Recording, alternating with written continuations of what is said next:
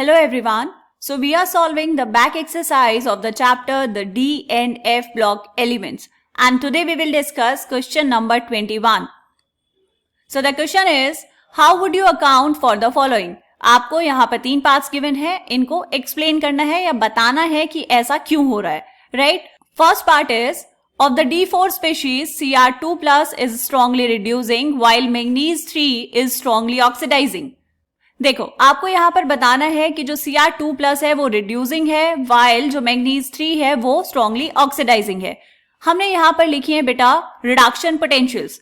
Chromium की reduction potential की अगर हम बात करें तो वो है नेगेटिव -0.41 वोल्ट्स एंड मैग्नीज की जो रिडक्शन पोटेंशियल है वो है पॉजिटिव. क्या मतलब हुआ इसका कि Cr3 प्लस से Cr2 प्लस में जाना मुश्किल है क्योंकि नेगेटिव रिडक्शन पोटेंशियल है, वेयर एज Mn3 प्लस से Mn2 प्लस में जाना आसान होगा.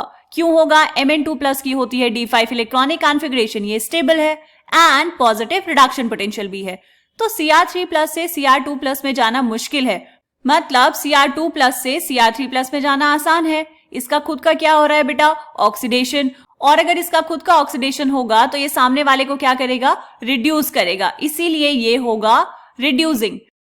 वेयर एज Mn3 प्लस से Mn2 प्लस जाना आसान है, उसका रिडक्शन पोटेंशियल पॉजिटिव है, इसीलिए इसका खुद का हो रहा है रिडक्शन और ये सामने वाले को क्या करेगा बेटा? ऑक्सीडाइज करेगा, तो ये होगा ऑक्सीडाइजिंग.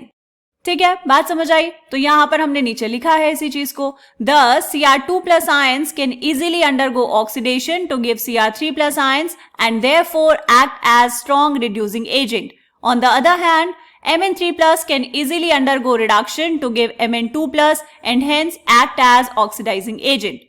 First part done. अब देखते हैं सेकेंड पार्ट. सेकेंड पार्ट में क्या पूछा है बेटा? Cobalt 2 is stable in aqueous solution but in the presence of complexing reagents it is easily oxidized. Cobalt 2 plus के ऑक्सीडेशन की बात कर रहे हैं बेटा, मतलब यहां पर ये है Cobalt 2 plus ऑक्सीडाइज होगा तो कहां जाएगा? Cobalt 3 plus में. Cobalt 2 plus के लिए ऑक्सीडेशन स्टेट है 3d7 एंड Cobalt 3 plus के लिए ऑक्सीडेशन स्टेट है 3d6. कोऑर्डिनेशन कंपाउंड वाले चैप्टर में हम पढ़ते हैं बेटा स्प्लिटिंग ऑफ डी ऑर्बिटल्स. जब डी ऑर्बिटल स्प्लिट होते हैं तो आपको मिलते हैं 2 set of orbitals, one is T2g and the other one is Eg. ये है T2g ऑर्बिटल एंड ये है Eg ऑर्बिटल. तो अगर हम बात करें बेटा Cobalt 2 plus, Cobalt 2 plus में है D7, तो इलेक्ट्रॉन्स की फिलिंग कैसे होगी? 1 2 3 और फिर यहां पे होती है पेयरिंग, तो this will be 4 5 6 and 7. 7th electron होगा Eg ऑर्बिटल में, राइट? लेकिन अगर हम बात करें बेटा Cobalt 3 plus आयंस की, तो Cobalt 3 plus के लिए पहले यहां पर बनाओ T2g orbital and here is Eg orbital. तो this is T2g and this is Eg. Electrons कितने फिल करने हैं बेटा? 6 इलेक्ट्रॉन्स. तो इलेक्ट्रॉन्स की फिलिंग कैसे होगी? 1 2 3 4 5 एंड 6. यहां पर T2g कंप्लीटली फिल्ड है और D6 कॉन्फ़िगरेशन के लिए जो CFSE है, CFSE क्या होता है बेटा? Crystal field stabilization energy. CFSE की वैल्यू ज्यादा होगी, स्टेबलाइजेशन एनर्जी ज्यादा है, तो ये ज्यादा स्टेबल होगा. इसीलिए जब कॉम्प्लेक्स फॉर्म होते हैं तो जो कोबाल्ट है वो 3 प्लस ऑक्सीडेशन स्टेट में एग्जिस्ट करता है. लिखना कैसे है बेटा इसको? In the presence of complexing agent, the crystal field stabilization energy of cobalt 3 plus, that is D6 configuration, is higher than that for CO2 plus D7 configuration. Therefore, in the presence of complexing agent, CO2 plus gets easily oxidized to cobalt 3 plus. इसीलिए complex बनाते हुए cobalt 2 plus easily oxidize हो जाता है cobalt 3 plus पे to gain extra stability. Done. Second part complete हो गया. अब देखते हैं थर्ड पार्ट.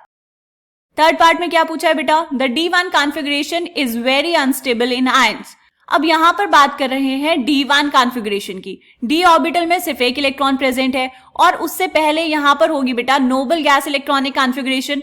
तो ये जो D ऑर्बिटल में एक इलेक्ट्रॉन है ये आसानी से लूज हो सकता है, मतलब यहां पर ये आसानी से बना लेगा D0 कॉन्फ़िगरेशन और जैसे ही D0 कॉन्फ़िगरेशन बनेगी उसके पास आ जाएगी नोबल गैस इलेक्ट्रॉनिक कॉन्फ़िगरेशन और वो स्टेबल हो जाएगा, राइट? तो इसको लिखेंगे कैसे? The ions with D1 configuration have the tendency to lose the only electron present in D subshell to acquire stable D0 configuration. Therefore, they are unstable and undergo oxidation or disproportionation.